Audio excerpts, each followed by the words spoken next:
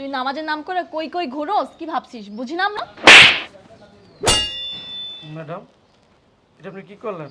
আমার থাপ্পড় মারলেন আপনি? থাপ্পড় মারছে দেখে আবার জিজ্ঞেস করে থাপ্পড় মারছে? তোর তো ভাগ্য ভালো যে ও তোকে শুধু থাপ্পড় মারছে, আমি হলে তোরে লাথি মারতাম।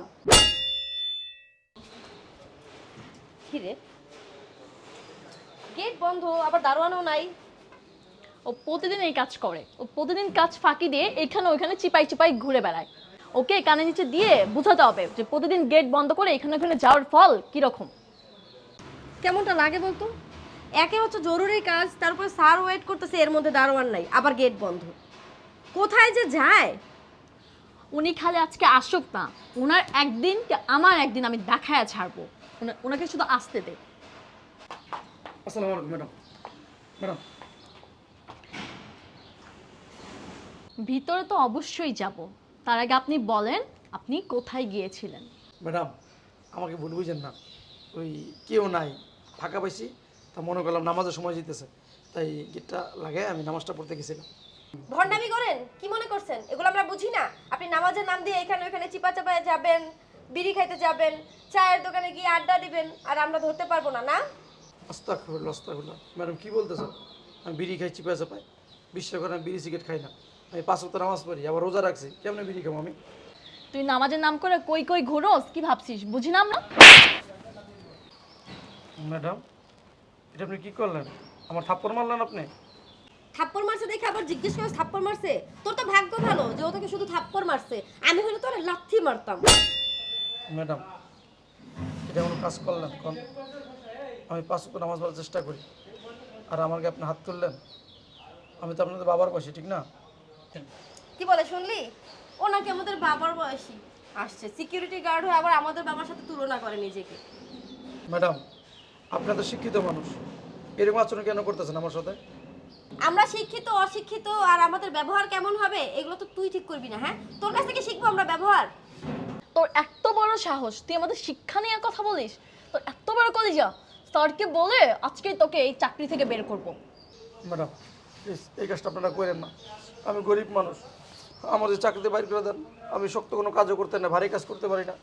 আমি এই চাকরিটা করি, আমার ফ্যামিলি চলে। আমার ফ্যামিলি চলে, আমার একটা মেয়ে লেখাপড়া করে। ম্যাডাম দয়া করেন, এমন কাজটা করেন না।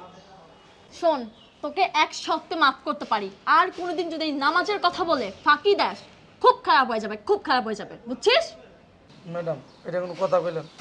আমি একজন মুসলমান, তাই মুসলমান আর কি নামাজ পড়বো না? আমার নামাজের টাইম দিবেন না? এই, তুই নামাজ পড়বি ভালো কথা, তোর এইখানে নামাজের জন্য রাখা হয় নাই, তোকে এখানে পাহারা দেওয়ার জন্য রাখা হয়েছে। যতক্ষণ পর্যন্ত তোর ডিউটি ততক্ষণ পর্যন্ত তুই এখানে বসে থাকবি। তুই তোর ডিউটি টাইম শেষ, তুই বাসায় গিয়ে যা খুশি তা কর। নামাজ পড়বি না জাহান্নামে যাবে, এটা তোর ব্যাপার। এইখানে কোনো নামাজের ছুতা টুতা চলবে না। কথাগুলো না মাথায় রাখবি, ঠিক আছে? সর।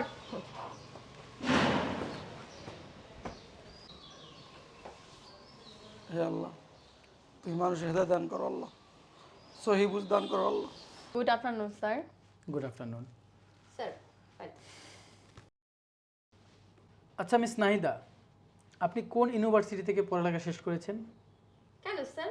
ঢাকা বিশ্ববিদ্যালয় থেকে। বাহ, খুব ভালো। মিস রাহি, আপনি একটু বলবেন প্লিজ কোন ইউনিভার্সিটি থেকে পড়ালেখা শেষ করেছেন? অবশ্যই স্যার, স্যার জাহাঙ্গীরনগর ইউনিভার্সিটি। বাহ, আপনিও দেখি খুব স্বনামধন্য একটি ইউনিভার্সিটি থেকে পড়ালেখা শেষ করেছেন। আচ্ছা, আপনাদের কাছে জানতে চাই, এই যে আমরা পড়ালেখা করেছি, সার্টিফিকেট অর্জন করেছি, এটা আমাদের বাস্তব জীবনে কতটুকু ভূমিকা পালন করছে? কেন স্যার? একটা ভালো ইউনিভার্সিটি থেকে পড়াশোনা শেষ করার কারণেই তো আমরা এত ভালো একটা কোম্পানিতে একটা ভালো পজিশনে জব করতে পারছি। কিন্তু স্যার হঠাৎ এই কোয়েশ্চেন? হঠাৎ এ প্রশ্ন করার কারণ হচ্ছে মিস নাহিদা এবং মিস রাহি, পড়ালেখা শুধু আমাদের চাকরি করার জন্যই কিন্তু আমরা পড়ালেখা করি না। করি মানুষের সাথে কীভাবে ভালো ব্যবহার করব, মানুষকে কীভাবে সম্মান করব, মানুষকে কীভাবে আমি রিসিভ করব, এই বিষয়গুলো কিন্তু পড়ালেখা আমাদের শিক্ষা দেয়। তাহলে আপনাদের কাছে প্রশ্ন, আপনারা কতটুকু সবার সাথে ভালো ব্যবহার করছেন, বিশেষ করে আমার এই অফিসে? কি যে বলেন না স্যার। স্যার, এই যে কার সাথে কেমন ব্যবহার করব, এটা কি আমাদের স্কুল কলেজ আর ভার্সিটি থেকে শিখতে হবে? এটা তো একটা বেসিক ম্যানার, আর সেটা আমাদের আছে, তাই না? আর স্যার আপনি কি এই পর্যন্ত কারো কাছ থেকে শুনেছেন যে আমরা কখনো কারোর সাথে খারাপ বিহেভিয়ার করেছি বা খারাপ আচরণ করেছি? আমরা তো সবার সাথে খুব ভালো বিহেভিয়ার করি স্যার। আচ্ছা, আপনারা বললেন সবার সাথে ভালো ব্যবহার করছেন, যাক ভালো। কিন্তু আমার প্রশ্ন, আমাদের অফিসে রহমত আলী সাহেব, আমাদের সিকিউরিটি গার্ড, তার সাথে কি ধরনের আচরণ করা উচিত বলে মনে করেন আপনারা? কেন স্যার, সবার মতোই ওর সাথে আমরা ভালো ব্যবহারই করি। জি স্যার। ও আচ্ছা, ভালো ব্যবহার করেন। জি স্যার। তো ভালো ব্যবহারের নমুনা আপনাদেরকে একটু দেখাই।